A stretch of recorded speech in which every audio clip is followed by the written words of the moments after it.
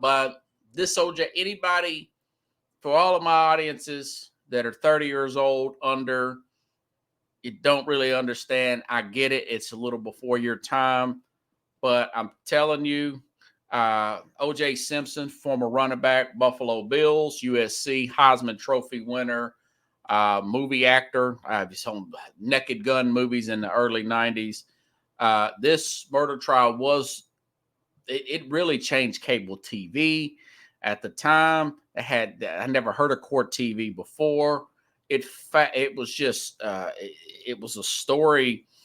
Let me just write down. Let me just go over my notes here. Of course, I'm getting ahead of myself. All right.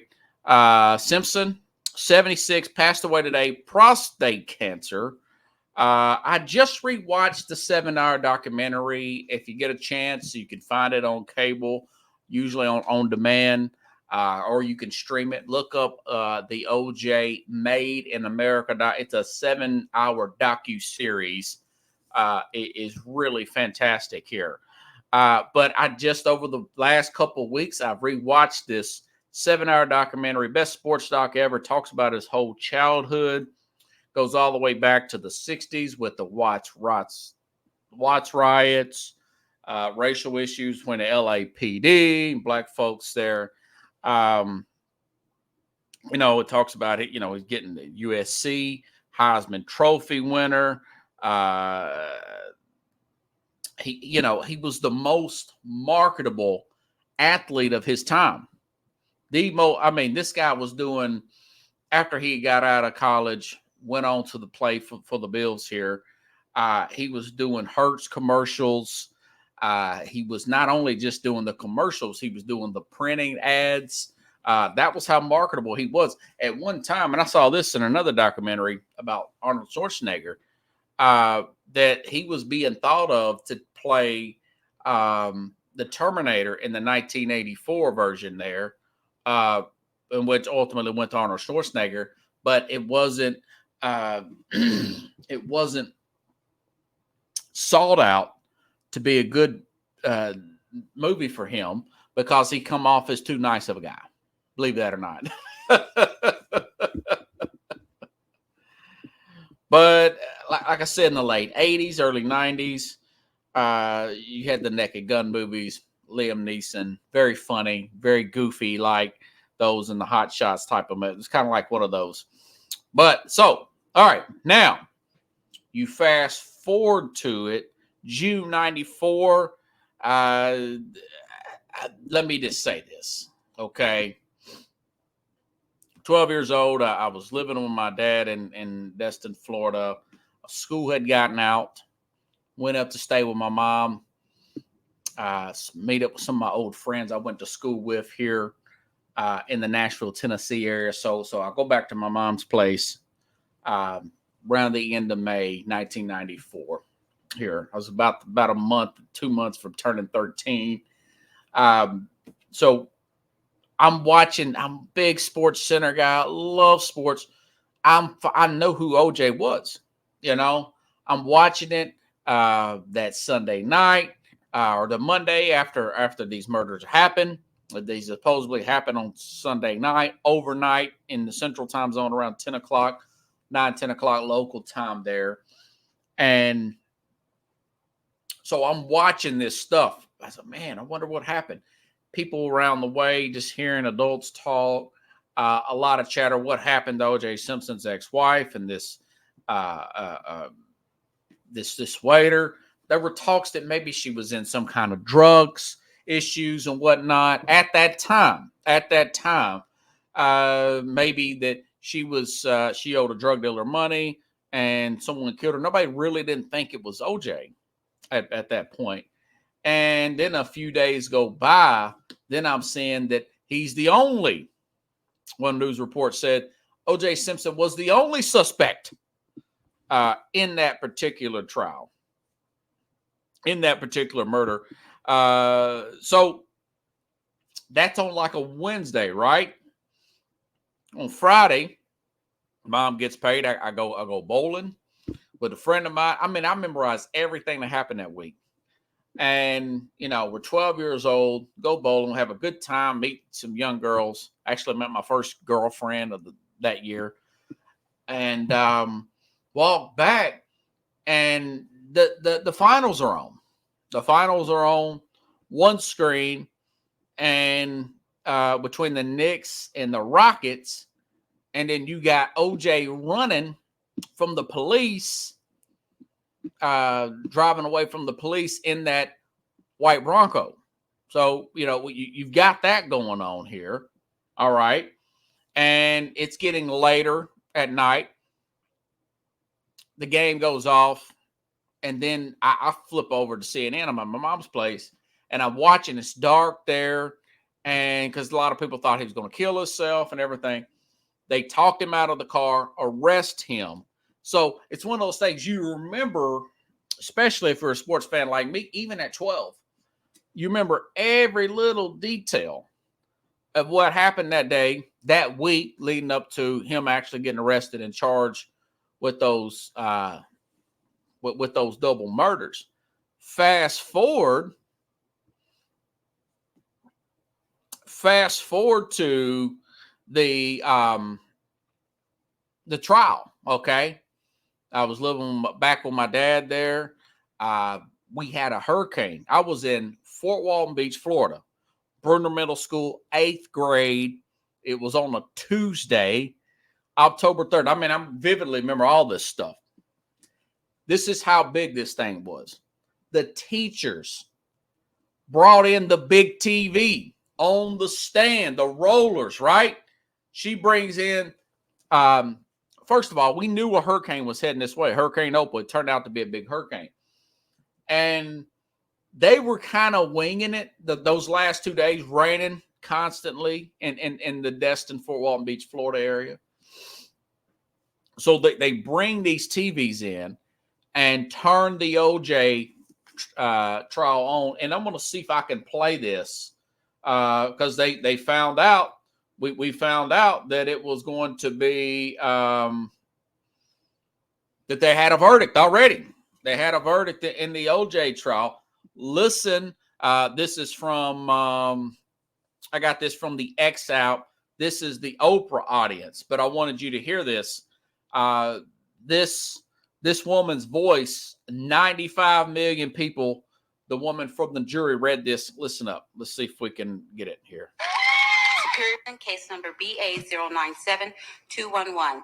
We, the jury, in the above entitled action, find the defendant Orenthal J.Simpson not guilty of the crime of murder in violation of Penal Code Section 187A, a felony upon Nicole Brown Simpson, a human being, as charged in count 1 of the information. And you can see on this video, I'm describing it here, the division. This was in the Oprah studio, and you could see that the black women. Here's mainly women here. It's black and white women. No, hardly no men. I didn't see any men in the crowd there. The black women are screaming like they won a Super Bowl. For the record, in my Fort Walton Beach school, very conservative, mostly white people with the race thing. They were all pro OJ there. They were cheering and clapping. We were cheering and clapping because beyond a reasonable doubt, those lawyers were so good. I was young then. I didn't know, but those lawyers were so good in my head, Odette. I'm thinking, I thought about the racist cop, the Mark Furman tapes. I'm thinking about the misusage of the what do you call it? With the gloves there, with the forensics and all that stuff, and all this stuff. And of course, the glove not fitting. Obviously, I know now what happened with the glove not fitting. For one thing, get latex gloves underneath there. For another thing, it shrunk. And for another thing, we found out in the 7-hour documentary that he stopped taking his arthritis medicine or whatnot. This according to his agent, and his hands swollen up. So he had everything working. I didn't know all that at that time. I'm 14, but my dad was really into it. My stepmom was even my mom was really into that trial. That my dad was recording this thing every day. So the reasonable doubt, plus we were all football fans, it really creeped into my head. It was in 1995, Odette. October 3rd, 1995 on a Tuesday. Remember it like it was yesterday. I actually went back and cross-referenced those dates. And people talk about it being the whole race thing and with the remember we're when this happened in 94, right? We're just about 3 years away from the 91, 92 riots from the Rodney King thing. I think it happened in 91. I think that riots happened in 92. Means no, never mind. The trial was done in downtown LA. There's a lot of lack of trust for the LA Police Department. And those guys get off of that. Those cops did. Now, I did read later on the Department of Justice came and 2 got convicted on federal civil rights charges. But either way, listen, here's a lady from the documentary. If I can get this to come up here, folks. This is one of the jurors. She's saying, was this person's interviewing him in the Made in America documentary? Was this payback for the Rodney King thing with those cops not getting off? This is the juror, one of the jurors from the OJ trial. Listen 90%. Up. Do you think that they're members of the jury that voted to acquit OJ because of Rodney King? Yes. You do? Yes. How many of you think felt that way? Oh, probably 90% of them. 90%? Did you feel that way? Yes. That was payback? Uh-huh. You think that's right? She put her hands out like, I don't know. So you had a lot of that going on at the time. Fast forward a few years later, when I go to college, we're talking 2004, 10 years later, I'm in a media law class, and we got in a discussion with our professor, a former lawyer. He specifically he took 30 minutes out of the class because we all got amped up on it. He said, listen, those lawyers for OJ, they made a great case. They made a great case legally. Okay. These are the best lawyers money can buy. None of that was overstated. Jerry Bailey, Dershowitz Alan Dershowitz is 85 now, still living. This guy's wrote like a freaking library of law books. He's from Harvard, Barry Scheck, obviously Johnny Cochran, best lawyer. He's dealt with these type of cases before in the LA area. We don't fit, must have quit. Now, he didn't come up with that. Somebody else did, but he presented it pretty well. Best lawyers. Listen, 95 million people, 100 million people. That's Super Bowl numbers, folks. 100 million people watch that verdict in 95, Odette. 100 million people watched that, according to studies, according to ratings. That's why this court TV came about this. Now, I think about this case, and I think of it as if this were a novel, if his life were a novel, he born in the projects outside of San Francisco, grew up, rags to riches, makes it to the NFL, or when he gets the Heisman, makes his NFL, becomes the most marketable player of his time, even better than Ali, Joe Namath. According to this documentary, you could see it. He goes from that to the movies, okay? TV, does football games, very likable, Then he gets accused of the murder, loses everything, loses a civil trial, hiding money from the Goldmans. So and then he goes back to jail for 8 years. A lot of people saying that was kind of like the Trading Places, where the guy, Dan Aykroyd character, he goes broke, and then he got a gun. He's trying to get his merchandise back. The story behind that is he was trying to hide some of his memorabilia from his playing career from the Goldman family, because he lost that case. He lost that civil trial, $30 million. He didn't have it, and he was trying to hide that, and he had it in one of these storage sheds, which it didn't get paid up on. The money, this guy picks it up in the auction, according to the documentary, and another friend finds out where he's at in Vegas. The guy, long story short, kind of sets OJ up, and the other guy, he tapes it, and there you go. There's a kidnapping and robbery right there on tape. And some of the former lawyers for the OJ, some of the other lawyers said that was an overcharge. He gets like 8 years for that.